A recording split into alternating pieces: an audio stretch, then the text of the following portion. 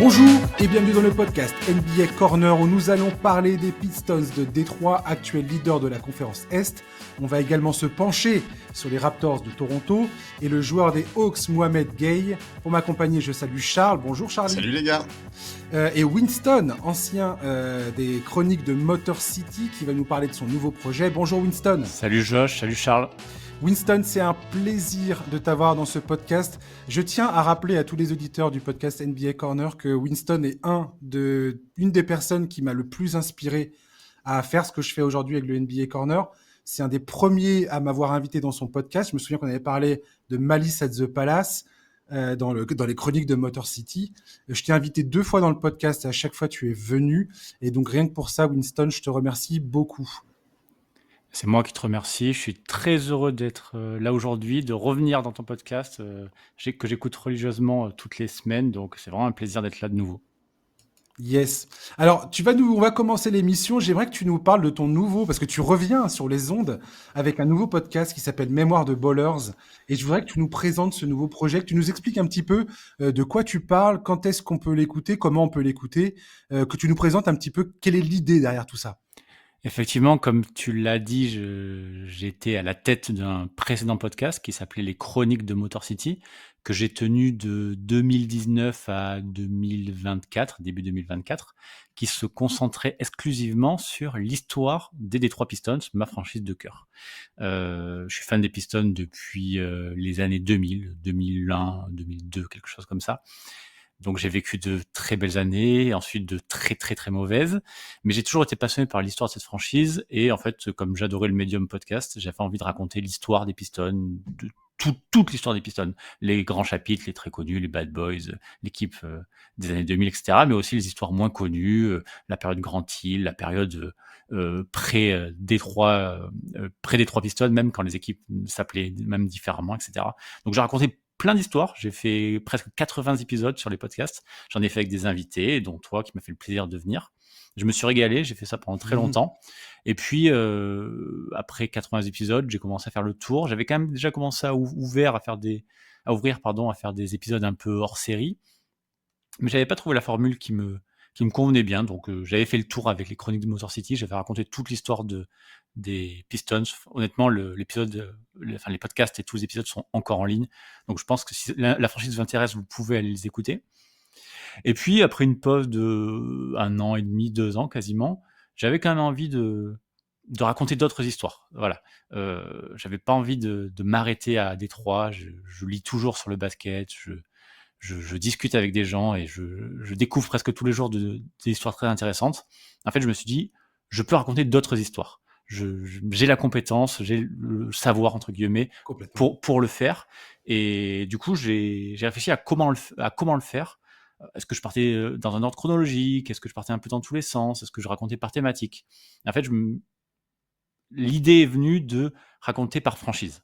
Je me suis dit, je vais consacrer 4, 5, 6 épisodes par franchise en racontant leur histoire. Évidemment, en 6 épisodes, on ne peut pas être complet sur une franchise comme les Lakers ou les Celtics, mais quand même, je vais pouvoir raconter des histoires et principalement des histoires qu'on n'a pas entendues ou qu'on a moins entendues.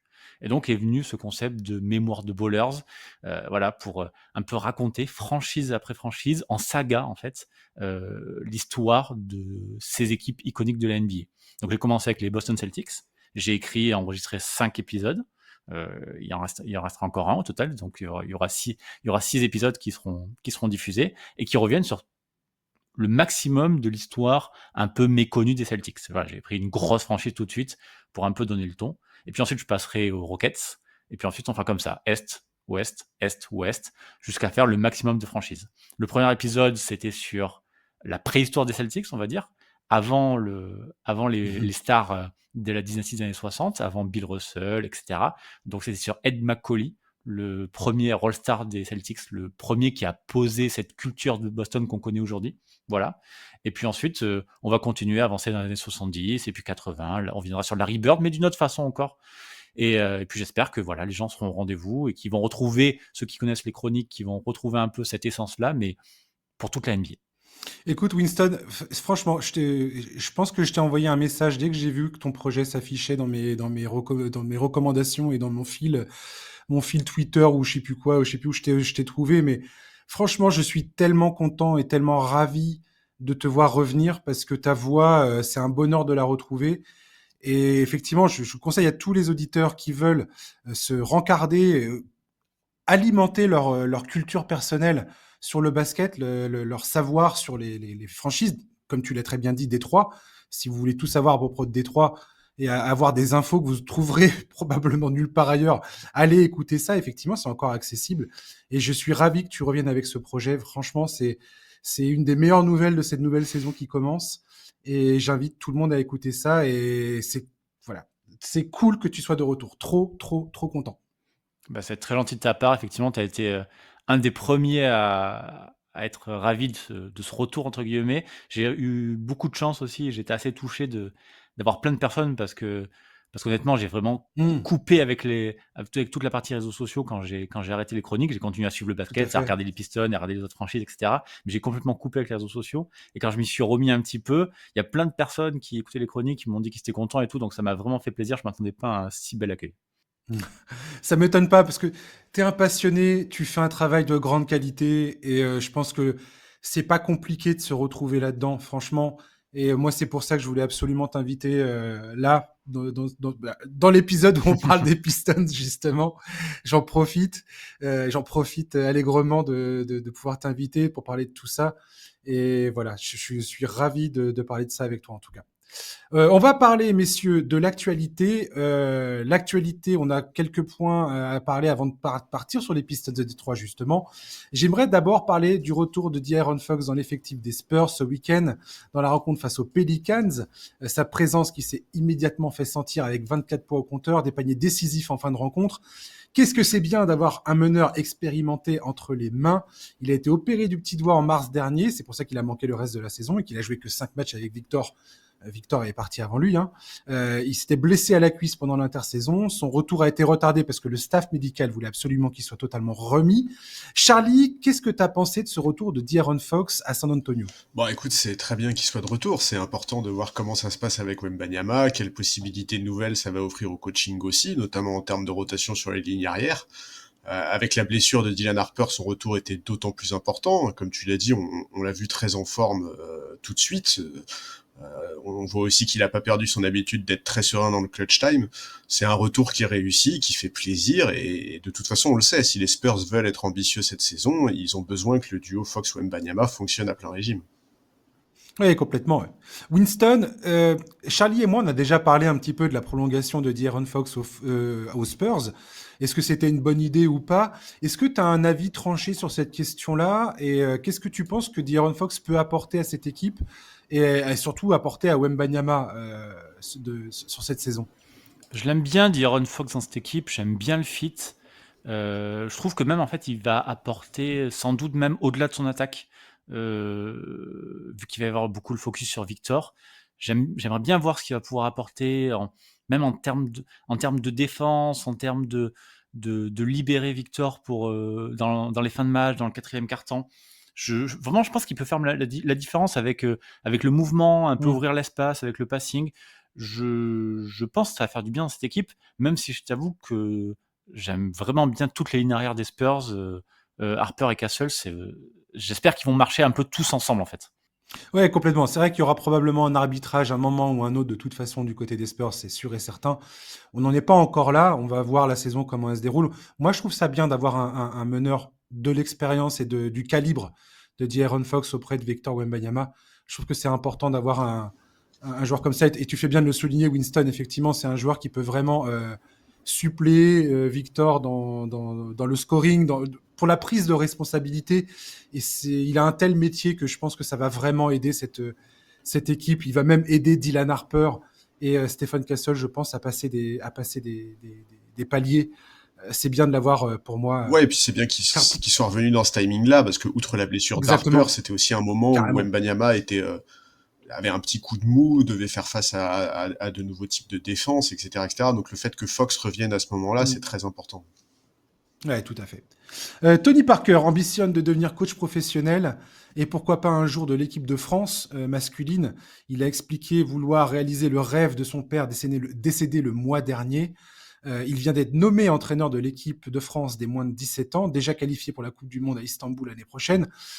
Il a notifié qu'il qu'il allait avoir son diplôme d'entraîneur, qu'il comptait passer du temps auprès des coaching staff des Knicks de New York et du Real Madrid cette saison pour parfaire un petit peu son expérience. Charlie, Tony Parker, coach, quel est ton sentiment là-dessus? Moi, je t'avouerais que je suis un peu surpris, mais voilà, j'ose pas trop parler de ça encore. Mais je sais pas, je sais pas si je le voyais faire ça. Bah, c'est trop tôt pour le juger. Ce qui est clair, c'est que C'est sûr, depuis sa retraite, c'est il a sûr. beaucoup de casquettes, Tony Parker. Moi, j'avoue que j'aurais bien aimé qu'il se forme avant d'être nommé à la tête d'une équipe de France, même si c'est entre guillemets que l'équipe de France des moins de 17 ans, j'aurais quand même trouvé ça plus logique qu'il ait son diplôme et qu'il passe du temps avec des coaching staff avant de faire tout ça. Maintenant, on va attendre de voir comment ça se passe.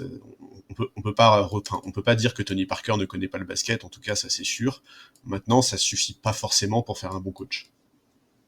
Tout à fait. Oui, Winston, qu'est-ce que tu penses de ce nouveau projet, de ce nouveau rêve de Tony Parker? Bah, je le félicite de prendre cette nouvelle casquette et de rêver à nouveau, rêver plus grand, je crois, comme il aime bien le faire.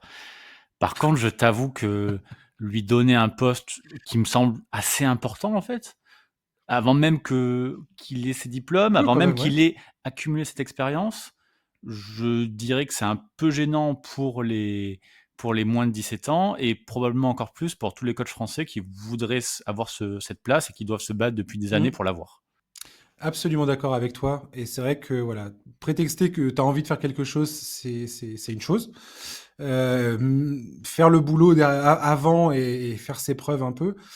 Je sais qu'apparemment, il a refusé des places dans certains coaching staff en NBA déjà. Donc, je sais pas. C'est J'ai hâte de dommage. voir comment il. Ouais, enfin, j'ai hâte de voir comment il va s'y prendre. Je sais pas si c'est juste. J'aurais aimé un peu plus d'humilité, peut-être, de sa part, par rapport à la fonction, par rapport au métier, mais je sais pas. On verra ce que nous dira l'avenir. Jalen Green s'est reblessé à la cuisse droite dans son deuxième match de retour. Il avait été resplendissant vendredi dernier face aux Clippers. Il s'est pété quelques jours après. Il s'était blessé une première fois au training camp. Il avait aggravé sa blessure lors du voyage de l'équipe des Suns en Chine en pré-saison. Euh, Charlie, déçu, pas déçu. Les Suns, ils sont pas mal. Hein. Ils sont plutôt solides, surprenants même, j'ai envie de dire. Bah, déçu, non, mais c'est vrai que c'est un peu inquiétant parce que comme tu l'as dit, depuis son arrivée, c'est pas la première rechute qu'il a. C'est dommage parce qu'il avait été vraiment brillant pour son retour face aux Clippers, avec d'excellents pourcentages à 3 points, une belle intensité aussi, et puis un duo qui avait plutôt l'air de pas mal fonctionner avec Devin Booker.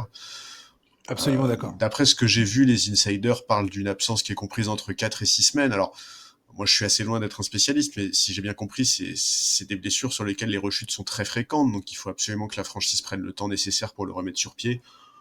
De toute façon, les ambitions de Phoenix cette saison, elles sont pas, ça va pas être entravé par le fait de prendre son temps pour soigner Jalen Green. Donc, c'est un peu dommage, mais il faut avant tout qu'il se remette définitivement sur pied. Ouais, c'est la même blessure que De'Aaron Fox, et c'est pour ça que le staff médical des Spurs ont tenu à prolonger le plus possible son repos et s'assurer qu'il était bien définitivement remis de sa blessure, parce que comme tu le dis très bien, ce sont des blessures qui reviennent très rapidement si t'es pas tout à fait remis. Winston, Jalen Green, les Suns, surtout les Suns. Qu'est-ce que tu penses de ce début de saison de Phoenix? Là, ils sont à 5-5, je crois. Pour toi, c'est une bonne surprise ou à contrario, tu étais plutôt optimiste concernant Phoenix? Non, ils ont des bons joueurs, donc c'est assez logique qu'ils aient un bilan comme ça. Le problème, c'est qu'en fait, ça va un peu nulle part. Tu dis 5-5 aujourd'hui, s'ils sont à 50% de victoire à la fin de la saison, je serais pas surpris, quoique la conférence Ouest, elle est Hmm. très dense, mais c'est une équipe probablement moyenne. Il y a trop de bons joueurs pour viser la dernière place, mais pourra pas viser même pas les playoffs d'office. À mon avis, ce sera plutôt play-in. Ils vont se battre un peu autour de la 9e, 8e, 9e, 10e place tout au long de la saison. À moins qu'ils cassent un peu tout, probablement. Même, et d'ailleurs, Green, à mon avis, s'inscrit pas vraiment dans le long terme pour eux. Ouais, tout à fait. Ouais. Je suis tout à fait d'accord avec toi. C'est pas un joueur que j'aime beaucoup. Je pense que eux vont tenter, malheureusement la blessure tombe mal, mais vont tenter justement un peu de le montrer, de le valoriser pour pouvoir mieux l'échanger quand ça sera possible.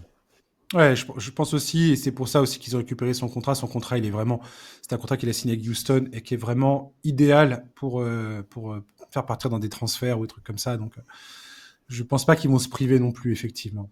Ça me fait penser un peu au cas de D'Angelo Russell quand il était passé aux Warriors, tiens, tu vois. Ça me fait un peu penser à ça. C'est le même style de récupération où tu récupères un talent et que tu transféreras ensuite pour récupérer d'autres pièces, quoi. Dernière actu, et après on passe à Détroit, la Ligue NBA Europe qui pourrait se lancer en octobre 2027. Selon les premiers éléments dont on dispose, il y aurait 16 équipes, dont Londres, Paris, Berlin, Rome, Milan, Munich, Barcelone, Madrid, Athènes et Istanbul. Lyon, via l'Asvel, est également sur le coup. En tout cas, ils doivent participer aux discussions et aux négociations. Il y a également des discussions qui sont faites avec les clubs de certaines villes, notamment les clubs de foot, Real Madrid, le Paris Saint-Germain, Manchester United, je crois, qui sont dans les conversations, dans les négociations, notamment l'intérêt de la NBA pour exploiter leur marque, ce qui est très important pour eux. Moi, j'ai l'impression que tout ça va excessivement vite. Il y a également beaucoup de discussions sur la participation des fonds d'investissement qataris et émiratis, les Émirats arabes unis, qui ont déjà investi dans d'autres sports, notamment dans le football. Hein. Ils sont déjà présents dans tous ces sports-là. Charlie, grosso modo, la NBA nous annonce que potentiellement dans 23 mois, on aura une NBA Europe. Tu trouves pas ça complètement fou comme calendrier? Si, je trouve que ça va très vite. Pour être franc, moi je sais pas très bien quoi penser de ce projet, j'attends de voir comment tout ça va s'articuler, et surtout j'attends de voir quelles conséquences ça va avoir sur le basket européen et notamment l'Euroleague. Mais grave. Voir aussi comment la NBA va s'y prendre pour installer cette nouvelle ligue dans le paysage. Est-ce qu'ils vont essayer de la mettre en valeur aux États-Unis, où d'après ce que j'ai pu voir à droite à gauche, beaucoup estiment que le niveau y sera très faible, ce qui est pas étonnant quand on connaît la mentalité là-bas. Mais oui, clairement, octobre 2027 pour la mise en place d'un truc aussi énorme, parce que ça a quand même l'air d'être assez énorme, ça me semble être très C'est rapide. colossal. Le choix des villes, c'est plutôt cohérent avec ce que vise la NBA, c'est des capitales et des grandes villes, c'est aussi pour la plupart des villes de basket. Mais bon, c'est vrai que j'ai un peu du mal à être enthousiaste sur ce projet. Ouais, Winston, qu'est-ce que c'est quoi ton sentiment concernant le NBA Europe dont on commence à parler de plus en plus? C'était déjà un grand sujet de conversation lors du NBA Paris Game l'an dernier, où comment dire, j'allais dire David Stern, Adam Silver avait parlé plus en détail de ce projet. Ça avance extrêmement vite. Quel est ton sentiment personnellement sur ce sujet? Un peu comme vous, en fait, je pense. J'ai beaucoup de mal à comprendre l'intérêt de la démarche. Je me rappelle qu'il y a maintenant très, très, très longtemps, 15 ans, 20 ans, quand je commençais à peine à suivre la NBA, même avant, on parlait d'équipe NBA en Europe, d'avoir, à l'époque, c'était, je crois, 4 ou 5 équipes, l'équivalent d'une division d'équipes européennes qui échangeraient avec les équipes NBA. Les équipes NBA viendraient en Europe le temps d'un énorme road trip pour rencontrer ces 4 équipes. Et voilà. Là, j'ai l'impression que c'est une sorte de branding pour faire une sorte de ligue brandée NBA, mais on sait même pas si ça va. Et ce serait une espèce de Champions League, j'ai l'impression. Je sais pas, Ouais, j'ai beaucoup de mal à l'équivalent comprendre la délimitation de ce truc. de la J-League, mais version européenne, j'ai l'impression que c'est surtout Ouais, pour faire beaucoup d'argent. Un peu c'est ça, le ouais. chemin qu'a pris C'est la ça. NBA ces dernières années, on peut pas vraiment leur en vouloir, mais ils vont chercher de l'argent Le marché en est à Europe. 50 milliards de dollars. Tu te rends compte? Mais d'un point de vue sportif et compétitivité et rayonnement du basket, autrement que par l'argent, j'ai beaucoup de mal à en voir l'intérêt. Pour l'instant, avec ce qu'on a, bien sûr. Ouais, bien sûr. On verra bien, en tout cas, l'avancée de ce projet est quand même, c'est vertigineux à quel point ça va vite. Quand tu vois tout ce que ça implique, effectivement, comme dit très bien Charlie, avec l'Euroleague et tout ce qui existe déjà, enfin la FIBA de toute façon va s'adapter puisque c'est avec eux que ça se passe, mais On verra ça. Allez, on va parler des Pistons de Détroit, enfin. Il y a 2 ans, les Pistons entraient dans les livres des records NBA de la pire manière qui soit, avec une série de 27 défaites consécutives. Ils finiront la saison 2023-2024 avec un bilan de 14 victoires pour 68 défaites. Difficile de voir la lumière au bout du tunnel. Le 3 novembre 2023, justement, j'avais invité Winston pour parler de Jalen Duren et des Pistons. Vous pouvez encore écouter cet épisode, il est disponible. Écoutez, c'est à la fin de l'épisode, vous allez voir ce qu'on raconte. Et ben, c'est pas complètement déconnant ce qu'on racontait. Laissez-moi vous le dire. Il y avait un peu de pertinence. C'était avant la débandade, évidemment. Je me souviens que j'avais culpabilisé parce que je m'étais dit, mais je raconte vraiment n'importe quoi. Je dis que cette équipe, elle est prometteuse et puis ils se ramassent lamentablement. Il venait d'être titularisé, Jalen Duren, par Monty Williams à l'époque, et il nous avait sorti un début de saison très encourageant.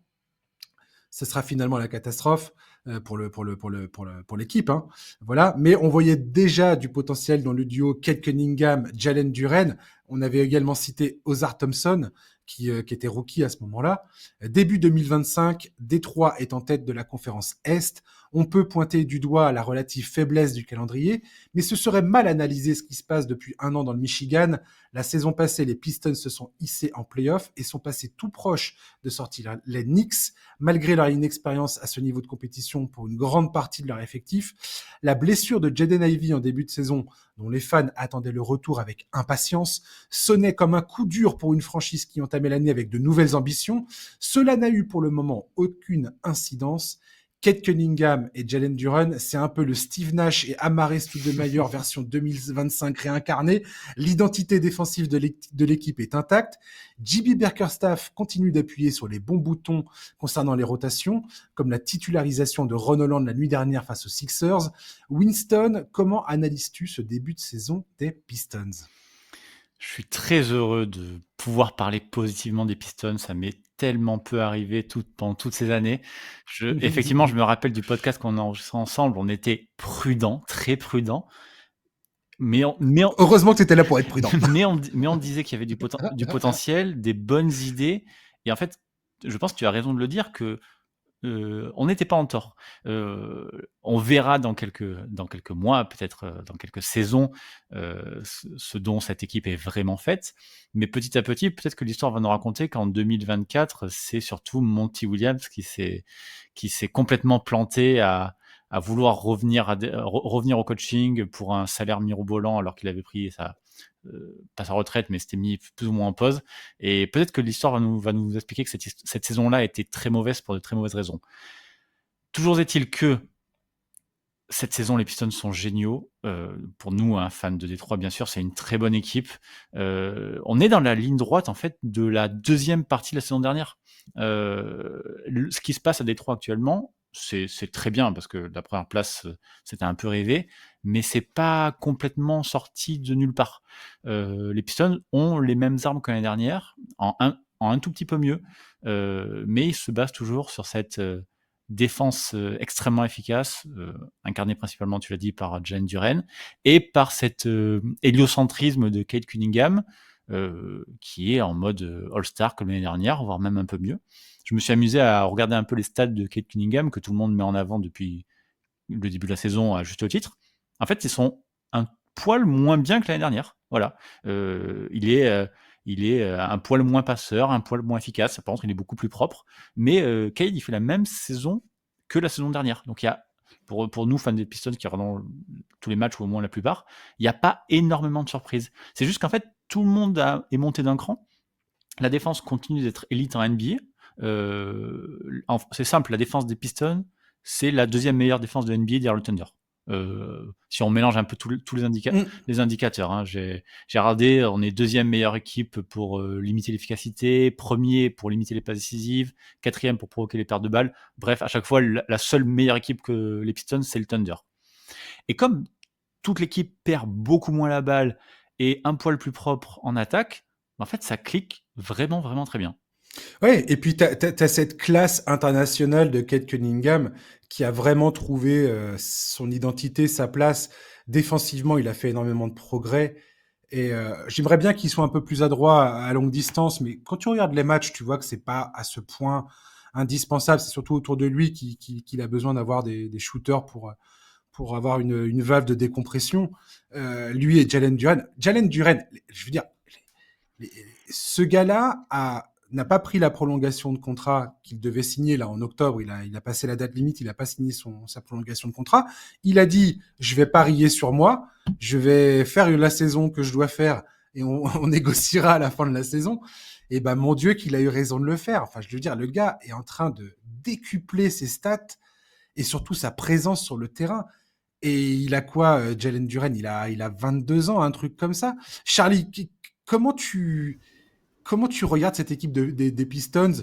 Toi et moi, on en avait beaucoup parlé pendant les playoffs. On avait été très, très impressionnés par cette équipe de Détroit. Et on avait vu, c'était une expérience rentrée en ligne de compte. Et Cade Cunningham, qui s'était croûté à certains moments décisifs, justement, j'étais persuadé qu'il allait apprendre de ses erreurs et que ça allait le servir pour la saison à venir. Jalen Duren, je m'attendais pas à ce qu'il passe à un cap aussi violemment. Et je suis très content qu'il l'ait fait.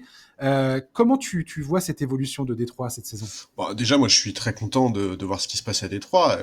Comme l'a dit Winston, ils sont dans la lignée de la fin de saison précédente, mais confirmer en NBA après une saison réussie, c'est très loin d'être simple. Eux le font à merveille, ils assument ce nouveau statut vraiment sans sourciller. Cade Cunningham s'affirme comme un des meilleurs joueurs de l'Est à son poste. Jalen Duren confirme qu'il a le potentiel pour lui aussi s'installer très très haut dans la hiérarchie à son poste. Il a fait des progrès, notamment en attaque, qui sont vraiment remarquables. Et ça fait plaisir, parce que cette équipe, en plus d'avoir des jeunes à très fort potentiel, elle a aussi une mentalité qui colle à l'histoire de la franchise. Ça se bat, ça met de l'intensité. Vous avez parlé de la défense qui est excellente. Bref, pour le moment, dans une conférence Est où les deux patrons supposés, les Cavs et les Knicks, ont eu un démarrage en demi-teinte et où Orlando déçoit, ils apparaissent presque finalement comme l'équipe qui a le plus de certitude, ce qui est quand même assez fou quand on se rappelle du passé récent de la franchise. Avant la reprise de la saison, ils ont été un peu, alors on va pas dire méprisés parce que le mot est beaucoup trop fort, mais énormément d'observateurs, moi inclus d'ailleurs, voyaient au moins Orlando devant eux, et sur ce début de saison, ils tapent un peu du poing sur la table et ils rappellent à tout le monde que l'équipe qui monte vraiment en puissance à l'Est depuis quelques mois, c'est eux. Et franchement, ouais, Cade Cunningham, il est remarquable, il fait vraiment plaisir. Là, le match face à Philly, il assume vraiment son statut de patron, il a géré la fin de match pour permettre à son équipe de l'emporter. Sa deuxième mi-temps est de très haut niveau, alors qu'il sort d'une première mi-temps vraiment très compliquée, mais on voit qu'il doute absolument pas, et ça fait plaisir de voir ce comportement, quoi. Ouais, avec Winston, on avait parlé du noyau sur lequel Détroit pouvait construire. C'est ce qu'on avait dit avec Winston dans le podcast de novembre 2023. C'est justement le fait que Détroit avait entre ses mains la fondation de l'avenir. Et c'est ce qu'on avait dit pour les 10 ans à venir, potentiellement. Là, ils ont des joueurs sur lesquels ils vont pouvoir vraiment construire autour. Et là, tu vois, Cade Cunningham, il a 24 ans. Jaden Ivey, il a 23 ans. Ozar Thompson, il a 22 ans. Jalen Duren, il a 21 ans. Ron Holland, il a 20 ans. Je veux dire, tout ça, ça pue le talent, ça pue le basket, ça joue extrêmement bien. Quand tu écoutes Cade Cunningham et Jalen Duren parler l'un de l'autre, tu sens que ça clique à 200%. Il y a aucun problème, c'est que du bonheur, quoi. Et très très bon recrutement du staff des Pistons également. Caris LeVert, extrêmement bon move. Moi, je trouve que c'était un des meilleurs moves de l'intersaison. Duncan Robinson, très bon remplacement. Comment il s'appelle, le shooter de l'an dernier? J'ai oublié, tiens. Malik Beasley. Voilà, Malik Beasley, besoin de le remplacer, c'est très bien fait avec Duncan Robinson. Ils ont un rookie qui est prometteur, Bobby Clintman. Tobias Harris, ils ont vraiment bénéficié de son expérience la saison passée, notamment en play-off. Là, c'est un contrat expirant, ça veut dire que là, il y a plus de 26 millions qui vont disparaître des comptes à l'été prochain. Donc, ils sont vraiment parfaits pour reconstruire de façon saine financièrement cette équipe. Il va falloir faire les bons choix. Je pense que le duo Cade Cunningham, Jalen Duren s'impose assez naturellement aujourd'hui. Après, il faudra décider à qui tu files l'argent entre Ozar Thompson, Jaden Ivey, Ron Holland, et combien ils vont demander surtout. Mais c'est assez dingue de voir la bonne santé générale de cette équipe. Et je terminerai, et je te laisse la parole ensuite, Winston, pour que tu réagisses à ce que je suis en train de dire. Mais j'aimerais aussi lever la main et dire bravo à JB Bickerstaff qui s'est fait virer de Cleveland, qui a récupéré le job à Détroit. Grosso modo, il s'est fait virer de Cleveland parce que moi le premier d'ailleurs, on se disait mais il est pas capable de mener l'équipe à un stade supérieur. C'est probablement pas le coach pour t'emmener très plus loin que ce qu'avait déjà fait Cleveland. Et ben là, franchement, le taf qu'il fait à Détroit, il y a un moment, faut reconnaître le boulot quand il est fait, quoi. Et chapeau à lui, très franchement, je trouve extrêmement impressionnant son boulot et celui du coaching staff. Winston, qu'est-ce que tu as à dire à ça? Bickerstaff, c'est un peu l'histoire de sa vie en fait. C'est le coach presque Ouais, parfait pour développer un noyau, mettre en place une culture d'équipe, choisir les bons jeunes, les faire sortir du lot, les tester, les responsabiliser pardon, sans trop les écraser.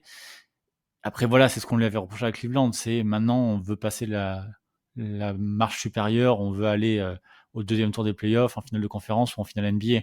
Il en est pas là à Détroit. Par contre, effectivement, les fans des Pistons, quand ils ont vu ce recrutement-là, ils ont dit: «Oui, c'est bien. Avec le noyau de jeunes joueurs qu'on a, heu, on va profiter de ça, on va s'améliorer. On pensait peut-être pas autant et peut-être pas autant si vite, mais on va s'améliorer» et il est dans la droite ligne de ce qu'il a fait. Il continue. Il a aidé Cade à passer un cap. Cade, ça a toujours été un joueur qui, vers qui tout se tournait.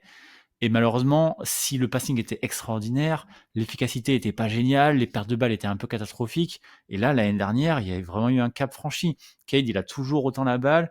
Par contre, il est un peu plus efficace, il perd beaucoup moins la balle et cette année, c'est encore mieux. Donc, évidemment, vu le talent qu'il a, on profite énormément de ce joueur. Jalen Duren, c'est pareil. En défense, c'est un athlète extraordinaire, toujours bien placé, mais il avait parfois des trous d'air. Il perdait beaucoup de ballons. Cette année, j'ai vu des dribbles de Jalen Duren dans la raquette. Waouh, je pensais pas qu'il était capable de faire ça. Et petit à petit, tout se met en place. Ozar Thompson aussi. Tu le disais, en plus, on sent une vraie alchimie entre ces joueurs. J'ai vu cette nuit, là, vous avez peut-être vu la séquence, entre Jalen Duren et Ozar Thompson qui se hurlent dessus sur le terrain et tout, ouais. etc. Et puis après, ok, autant mort on s'explique, c'est pas personnel, c'est dans le cadre du jeu et on repart à la guerre ensemble. Et ça, c'est vraiment plaisant. Avec Kate, ça se passe exactement pareil. C'est le leader de cette équipe, personne n'a rien à dire avec ça. C'est vraiment plaisant. Je pense que cette année, ça joue une qualif directe en playoff comme l'année dernière.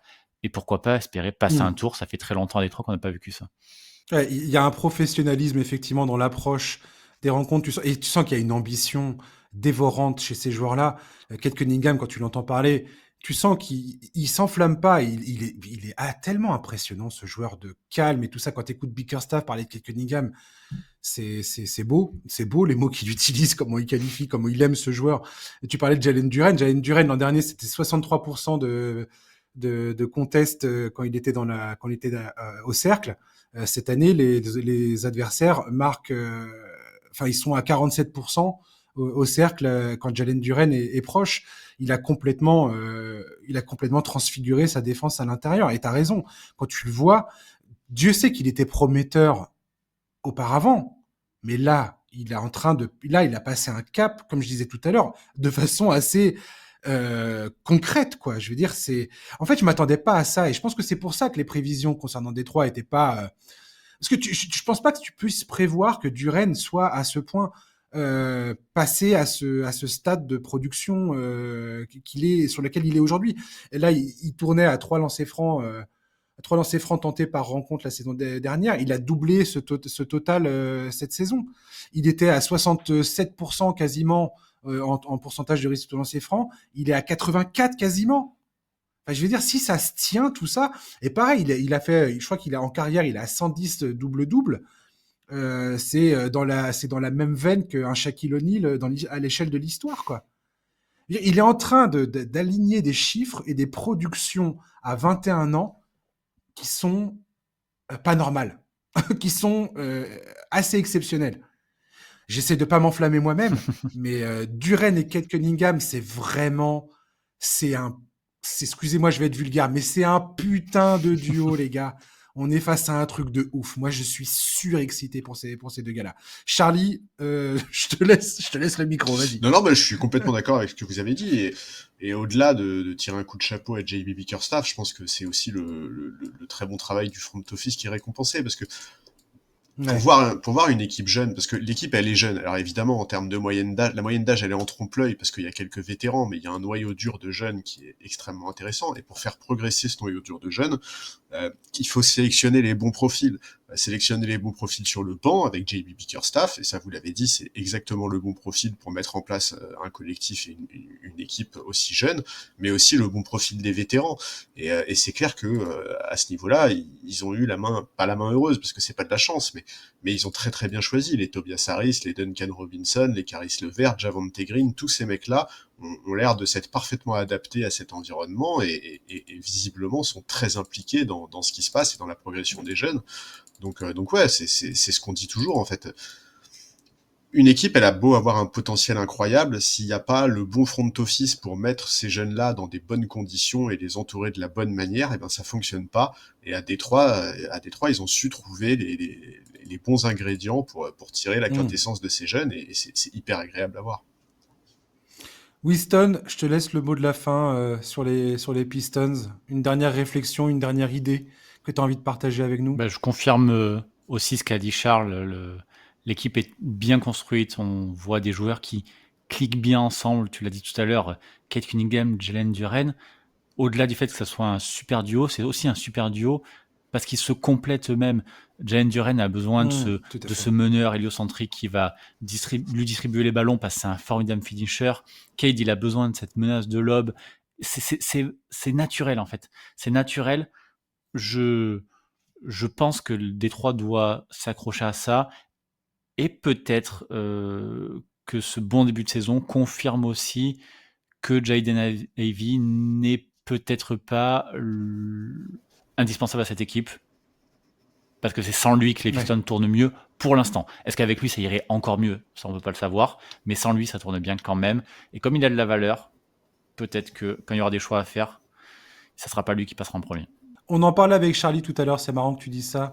On parlait de ça en off tout à l'heure avec Charlie et c'est ce qu'on se disait effectivement. Jaden Ivey, potentiellement, c'est le mec qui va faire les frais de cette équipe qui est en train de prendre forme. Franchement, le 5 majeur avec Ron Holland a vraiment de la gueule. On verra. Ça se trouve, Jaden Ivey va revenir, va être cette menace extérieure dont les Pistons ont besoin. Ils ont besoin de shooting autour de Duren et de Cunningham.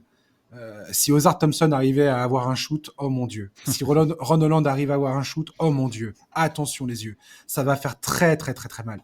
Mais Jaden Ivey, admettons, revient, se met en rythme, s'intègre parfaitement dans ce collectif, plante les tirs à 3 points, offre ce spacing nécessaire à cette équipe pour encore plus développer le duo Kate Cunningham, enfin du moins compléter le duo Kate Cunningham-Jalen Duren, et qu'il perf en playoff, par exemple, là, tout d'un coup, le front office se retrouve face à un sérieux dilemme. Ce sont des problèmes que tu aimes bien avoir quand tu es dans un front office, quand tu as l'embarras du choix. Voilà, donc c'est cool, quoi. Winston, merci d'avoir été avec nous. Merci à toi de m'avoir invité. Pour parler de Détroit, pour avoir passé une tête dans le podcast. Et puis, voilà, on te retrouve donc dans le podcast Mémoire de Baller. On peut toujours écouter les chroniques de Motor City pour tous les nouveaux fans des Pistons qui vont naître. Il y en a bien une à marre, avec... Ouais. Ah bah ouais, dans le sillage de Cade et de Jalen Duren, je pense qu'il n'y a pas de souci avec ça. Longue vie aux chroniques de Motor City. Et Winston, on se retrouve très bientôt, je l'espère. Merci à toi pour l'invitation une nouvelle fois. C'était un plaisir de discuter de Détroit avec vous. Et merci pour tout le soutien que vous me donnez. Donc merci beaucoup. Yes, à plus Winston. Merci. Bye. Charlie, on poursuit, toi et moi. Je voulais qu'on parle rapidement des Raptors de Toronto dans la conférence Est. C'est une des surprises relatives de cette saison à l'Est. Si on met de côté l'attitude déplorable de Brandon Ingram lors de la défaite face aux Sixers ce week-end, où il a explosé une bouteille au sol qui a frappé au visage un employé de la salle et il a laissé le personnel nettoyer derrière sans que ça a l'air de le gêner particulièrement, ce que j'ai trouvé absolument abominable en termes d'image et d'attitude. Ouais, il mérite des claques. L'ailier... Ah oui, là, franchement, il en mérite une bonne. L'ailier semble, malgré tout, avoir trouvé sa place dans cet effectif, sans star affirmée, mais avec des nombreux talents sur le terrain. Après, ils ont joué des équipes, c'est vrai, plutôt diminuées, mais Scottie Barnes montre à nouveau de beaux progrès, notamment défensivement, quand il a été confronté notamment à Giannis Antetokounmpo ou à Evan Mobley face aux Cavaliers. Il possède ce jeu ultra complet, susceptible de faire de lui un des piliers de cette équipe à l'avenir. Là où on pouvait se poser des questions sur ce sujet, justement, la saison passée, on n'était pas forcément certain que Scottie Barnes soit ce joueur autour duquel tu construis. La présence d'Ingram a permis à Barnes, justement, de partager les responsabilités au scoring et donc d'avoir plus d'énergie des deux côtés du terrain. Il a diminué son régime de tir à mi-distance, où il n'était pas particulièrement efficace. En termes de volume, il est passé de 44% de ses tirs à 37% environ pour le moment. L'équipe joue vite, c'est la première équipe de la Ligue en points sur contre-attaque. Elle limite plutôt bien ses pertes de balles, un bon signe pour une équipe qui est plutôt jeune. Les douleurs au dos de Jakob Poeltl ont forcé le coach Darko Rajakovic à faire appel au rookie Colin Murray-Boyles, qui ne mesure que 2,01 m et qui a été parachuté au poste de pivot, alors que sa position naturelle, c'est plutôt ailier fort. Et ça a clairement porté ses fruits. On est face à un espèce de small ball destructeur. Le 9e choix de la draft est un créateur de chaos défensivement. Il est capable de défendre sur quasiment tous les postes grâce à sa mobilité. Actuellement, il plotte 47% de ses tirs à 3 points. Alors, je pense pas que ça va tenir tout le reste de la saison, clairement. Il n'est pas arrivé en NBA en ayant la réputation d'être Duncan Robinson, on en parlait tout à l'heure. Mais sa combativité, quoi qu'il en soit, est exemplaire. On voit qu'il comprend très bien déjà la science du placement sur le terrain, et ça, pour un rookie, c'est très très bon signe. Il doit améliorer sa main droite, que ce soit dans le dribble ou dans la finition, sa lecture à la passe. Personnellement, je vois beaucoup de potentiel chez lui. Et cette équipe de Toronto, Charlie, je trouve ça assez intéressant parce que voilà, on a les habituels, hein, RJ Barrett, Emmanuel Quickley, et ainsi de suite. Elle est assez intéressante, cette équipe, et je voulais avoir ton sentiment sur cette équipe de Raptors dans leur projet à moyen et à long terme. Qu'est-ce que tu en penses ? Bah, déjà, effectivement, comme tu l'as dit, il y a Scottie Barnes, ça fait des vrais progrès cette saison, et aussi à 3 points, je sais pas si tu l'as signalé, mais il a jamais été aussi adroit, c'est même une progression qui est Non, je l'ai pas souligné, spectaculaire, hein. Là, il shoot à 45% sur ce début de saison, avant ça, en carrière, il était plutôt aux alentours des 30%. C'est clair que la présence d'une menace offensive, comme Ingram à ses côtés lui profite, ça lui ouvre des espaces, ça permet aux défenses d'être moins concentrées sur lui. Alors, évidemment, il a encore des axes de progression, mais c'est vrai que c'est assez intéressant de voir ça. Il a l'air d'avoir une plutôt bonne relation avec le coach aussi, qui a eu des mots très élogieux le concernant. Moi, je trouve que c'est assez intéressant ce qu'on voit à Toronto. J'aime aussi beaucoup la saison de RJ Barrett. Je trouve qu'il apporte énormément. Lui aussi, d'ailleurs, a expliqué que la présence d'Ingram lui facilitait les choses parce que Ingram focalise évidemment l'attention des défenses et ça se ressent notamment sur la sélection de shoot de RJ Barrett qui est beaucoup plus propre. Il shoot moins qu'avant, mais beaucoup plus efficace. Il s'est vraiment bien adapté à cette situation. Moi, j'ai un peu l'impression que à Toronto, on retrouve un peu le bonheur de jouer au basket cette saison. C'est pas un truc que j'ai toujours eu la sensation de voir l'année dernière notamment. Forcément, ça attaque plutôt pas mal, hein. Ils ont le 10e offensive rating de la ligue, ce qui est quand même très correct pour une équipe qu'on n'attendait pas du tout à ce niveau-là.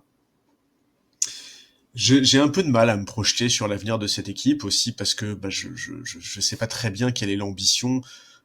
Je sais pas très bien, tu vois, un joueur comme Emmanuel Quickley, moi dans l'absolu, c'est pas un profil dont je suis très fan. Il a été très critiqué pour son début de saison.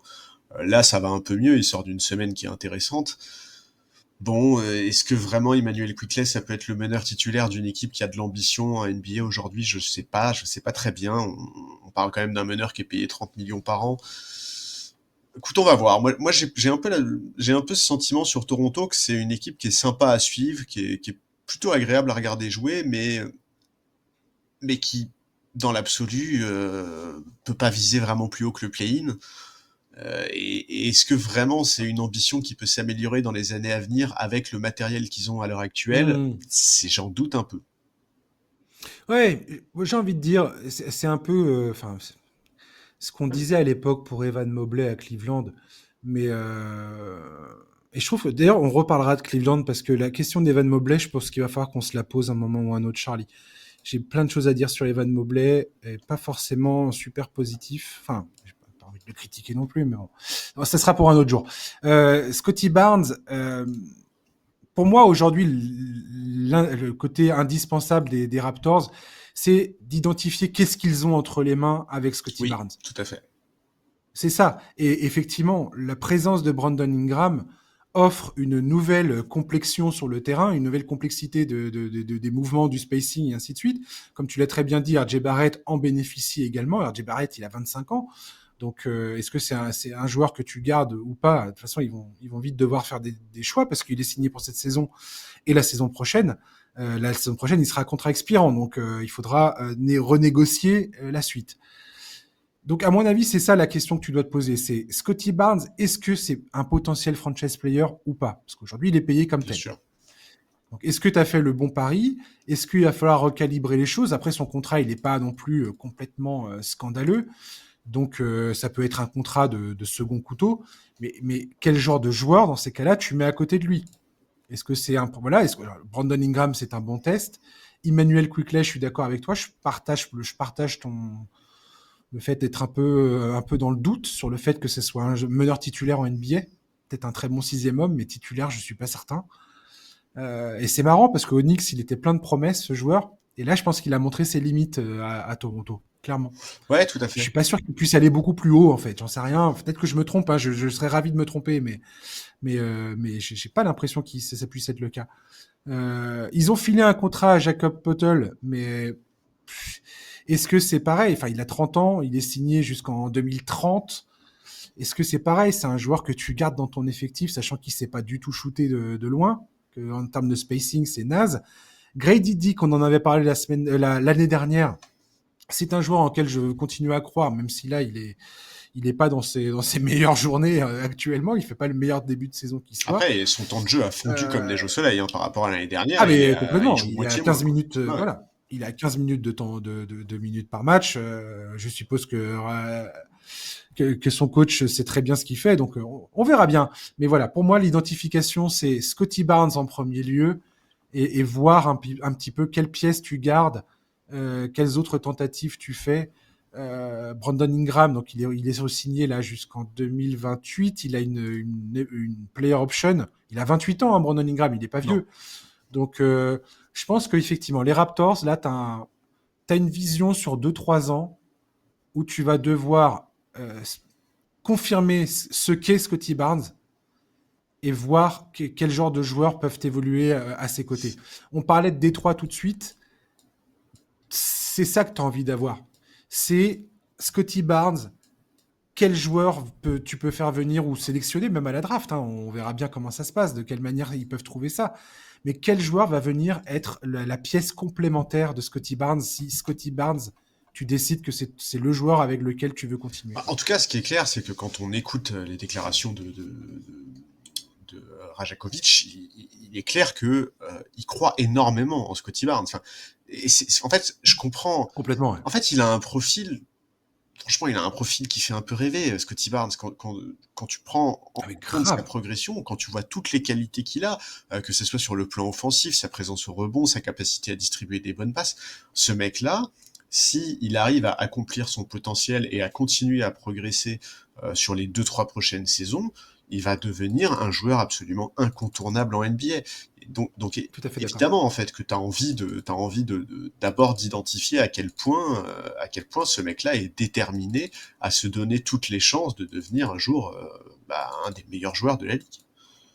C'est ça. Et d'ailleurs, c'est une des questions qui a été posée concernant Barnes, c'est sa mentalité. Est-ce qu'il a cet appétit pour devenir le joueur que Toronto espère qu'il Ouais, mais c'est pour ça que moi tout à l'heure je te disais, j'ai l'impression que du côté de Toronto, on a retrouvé le plaisir de jouer au basket cette saison, parce qu'effectivement l'année dernière, et ça nourrissait un peu tout le narratif autour de Scottie Barnes et de sa mentalité, c'était quand même un peu la soupe à la grimace du côté de Toronto.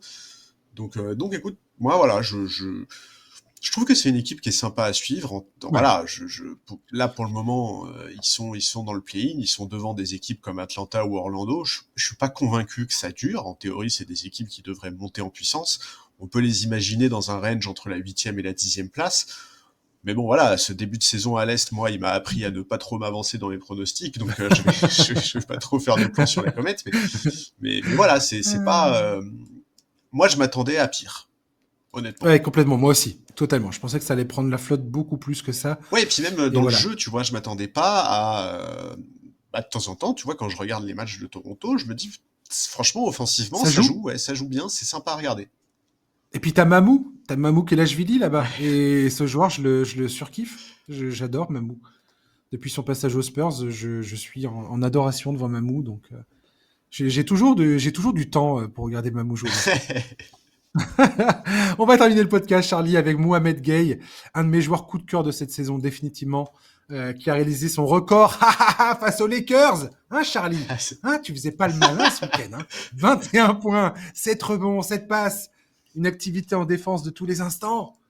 Ça, c'est la marque de fabrique des joueurs qui vont devenir quelqu'un, c'est sûr. 23 ans, c'était le jour de son anniversaire en plus, c'est son record en carrière, 21 points. Il est passé par la G-League, il a joué pour l'équipe affiliée à Atlanta, les Skyhawks de College Park. Et c'est très drôle parce que j'ai vu un article là de The Athletic qui parle du Breakfast Club. Alors je parle pas du film de John Hughes sorti en 1985, mais je parle de l'espèce de groupe de joueurs, de jeunes joueurs qui se sont baptisés ainsi. Pourquoi? Parce que donc tu as Mohamed Gueye, Mo Gueye, Zachary Rizaché, Asa Newell, Vit Krejci et Keaton Wallace qui se retrouvent donc avant les entraînements et pour d'autres ateliers pour développer leurs compétences avec le coaching staff. Et donc ça me fait rire parce que donc ils sont tous à se tirer la bourre pour essayer de progresser. Et je trouve que ce groupe des Hawks qu'on a vu là, sans Trae Young, sans Porzingis, eh ben je le kiffe, Charlie. Et quand tu penses que Dyson Daniels, il a 22 ans, Jalen Johnson, il a 23 ans, je les kiffe, ces petits faucons là. Et j'ai envie que ces petits faucons, on les laisse tranquilles. Et je sais pas ce que t'en penses, mais moi, les voir s'éclater comme ils l'ont fait ces derniers matchs sans Trae Young, moi, ça me renforce l'idée que Trae Young, potentiellement, c'est l'année où tu dois le transférer, quoi. Bah, de toute façon, Trae Young, c'est un sujet depuis un moment, et c'est sûr que les Hawks vont devoir trancher tôt ou tard. Peut-être cette saison, effectivement, on verra comment ça se passe, parce que là, il doit revenir quand, là, Trae Young? Oui, je sais pas. Ouais, hein. Je sais pas quand il est censé revenir. Je sais pas s'il y a une date précise pour son retour. Ah non, attends, il doit être réévalué. Ouais, il va être réévalué début décembre. Donc effectivement, il y a pas encore de date précise. Écoute, en tout cas, non, mais je suis d'accord, Ah c'est ouais. une équipe qui est fun à suivre et Gay, c'est un joueur dont on connaissait les qualités athlétiques, mais qui montre qu'il est bien plus que ça. Euh, Contre les Lakers, on a pu voir que techniquement c'était plutôt propre, hein. En témoigne son premier panier, qui d'ailleurs a fait dire à Quinn Snyder qu'il avait jamais vu faire ça avant. Faut peut-être mieux regarder les entraînements de tes joueurs, mon gars. Non, mais Arrête. je rigole, je rigole. Arrête. Mais voilà, il a été très propre à 3 points. Il accompagne ses 21 points de 7 rebonds, 7 passes, qui montre aussi sa capacité à peser dans différents registres. Il a l'air Puis d'avoir... l'enthousiasme avec lequel il joue. il a un Putain, coffre de fou, hein, ce mec. Hein, mais tous ces jeunes joueurs là, franchement, ils ont l'air de tellement kiffer de jouer ensemble. C'est tellement Ouais, beau. je suis d'accord. C'est tellement beau. Je suis d'accord. Écoute, Sérieux. moi, je suis tombé sur des interviews de lui, notamment la saison dernière, où il se décrivait comme un joueur de l'ombre qui brillait notamment dans le boulot qu'on ne voit pas sur les tableaux statistiques. Mais la vérité, c'est que s'il continue à progresser et à sortir des perfs comme celle-là, ça va devenir difficile pour lui de pas prendre un peu de lumière. Voilà, il a réussi à se faire une place dans la rotation et sa progression est une très bonne nouvelle, d'autant plus que quand dans ton effectif t'as un mec comme Porzingis, qui est pas le plus fiable sur le plan physique, tu sais que les mecs derrière vont être amenés à avoir du temps de jeu et qu'il y a intérêt à ce qu'il soit fiable. Ça a l'air d'être son cas. Voilà, ça donne envie d'en voir plus. Il a que 23 ans, c'est seulement sa deuxième vraie saison dans la ligue, parce que son année rookie a été gâchée par un problème au dos. Donc voilà, écoute, il a un profil qui semble compatible avec le jeu NBA, surtout s'il rentre ses 3 points. Donc c'est une très bonne nouvelle pour Atlanta. Et oui, je suis d'accord avec toi. Il y a un espèce de vent de fraîcheur dans cette équipe avec tous les jeunes qui sont là, qui fait plaisir.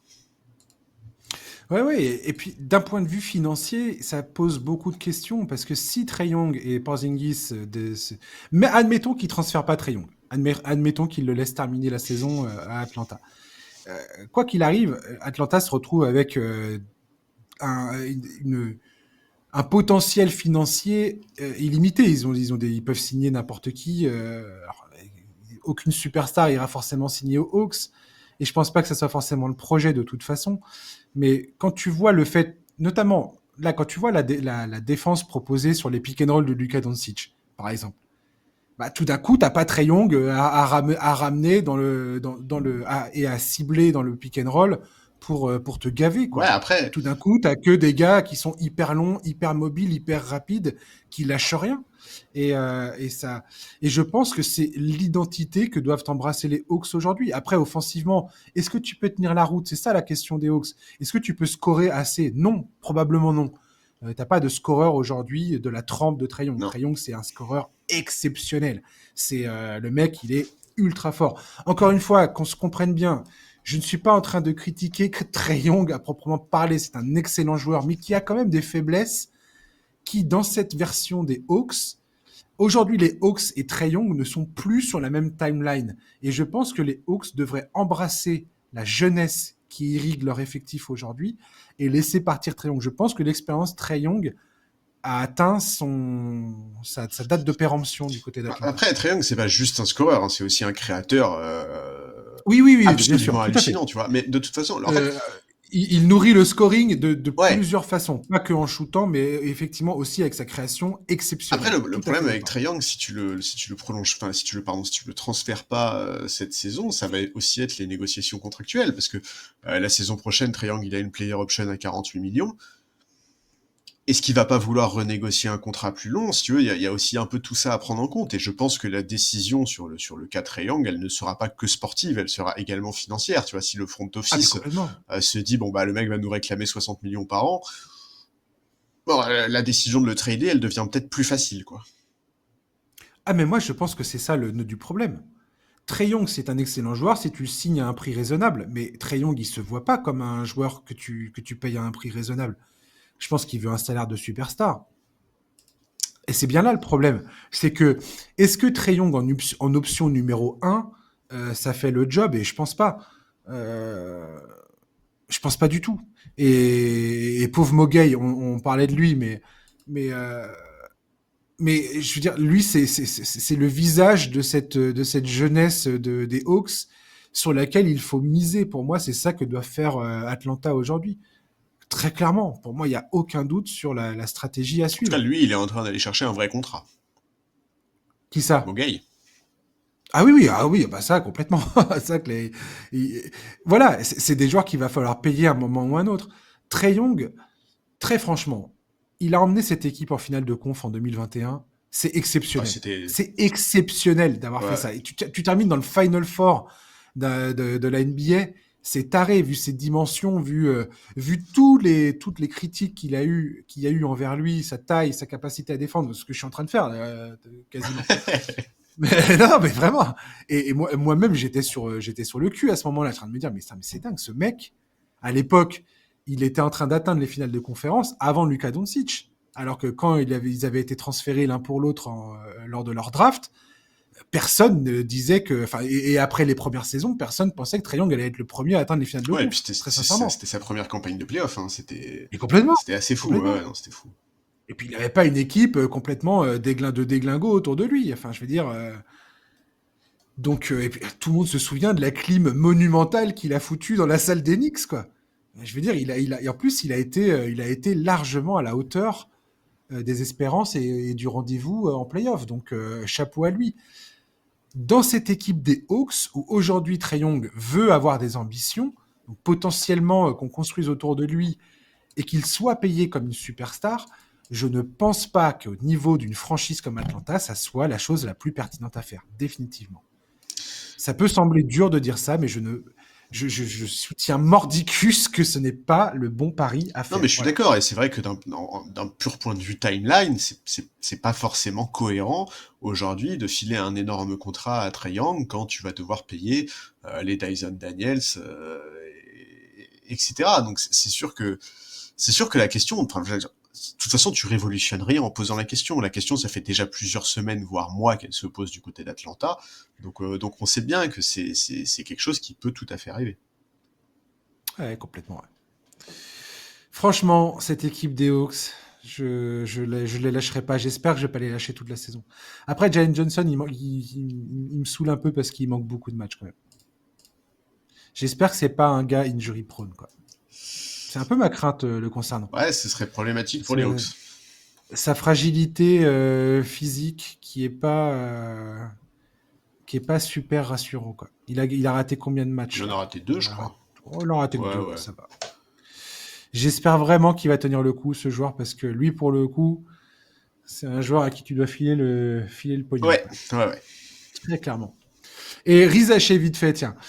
J'ai vu là, sur Twitter, il y a pas mal de gens qui attaquent Rizaché en disant que c'est un des pires premiers pics de draft de ces dernières années. Et tout Je ne sport US partage confondu, les messages en question. absolument, ouais. Je ne partage absolument pas. Pour moi, c'est juste du clickbait, c'est pas possible. Le mec, c'est juste un mec qui a envie de faire rager les fans de Rizaché, je comprends pas. Oui, je pense que c'est ça. Ou alors c'est quelqu'un qui ne sait absolument pas de quoi il parle, et pas que en NBA, parce que tout sport US confondu, il y a eu des premiers choix de draft bien plus catastrophiques. Voilà, moi je suis toujours d'avis qu'il faut lui laisser du temps à Rizaché. Je comprends que ce soit difficile d'être patient avec un premier choix de draft, mais oui, non, les gens qui font du clickbait en disant que c'est le pire choix de draft de l'histoire, c'est hallucinant. C'est quand même, ouais, faut quand même être culotté pour ressortir une connerie Ouais, pareille. non mais vraiment, Anthony Bennett C'est rêve de faire des saisons comme Rizaché Bah les fait. Grave. Charlie, merci beaucoup de m'avoir accompagné sur ce podcast. C'était avec encore une plaisir, fois. écoute. On se retrouve vendredi matin. Ouais. Et merci à Winston d'avoir passé une tête pour nous avoir partagé sa passion pour les Pistons. Et voilà, on va l'écouter bien évidemment dans son nouveau podcast Memoir of Ballers. Voilà, j'ai mémoire de Ballers, pas of Ballers. Il a fait un truc un peu français quand même. Donc voilà, merci chers auditeurs de nous avoir écoutés jusqu'au bout. Je vous souhaite de passer une bonne journée, une très bonne semaine et on se retrouve à la fin de la semaine vendredi. À ciao, bye bye.